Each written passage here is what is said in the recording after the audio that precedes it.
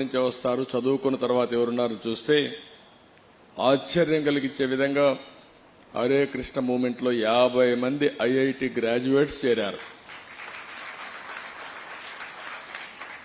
ఒక 50 మంది ఇస్కాన్ లో కూడా ఐఐటి గ్రాడ్యుయేట్స్ చేరారు.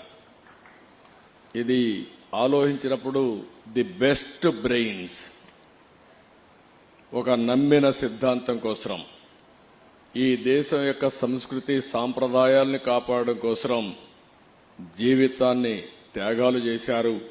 అలాంటి వారిని మరొక్కసారి మనస్ఫూర్తిగా అభినందించడం మనందరి బాధ్యత. ఈరోజు ఇక్కడికి వచ్చినప్పుడు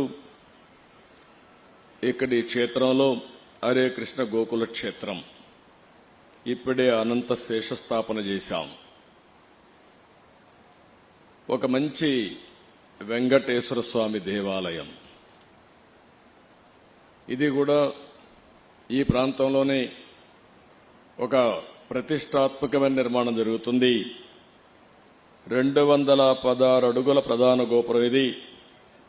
ఈ గోపురంలో మనం చూస్తే వెంకటేశ్వర స్వామి, రాధాకృష్ణ దేవాలయం నిర్మించడం కోసం తలపెట్టారు.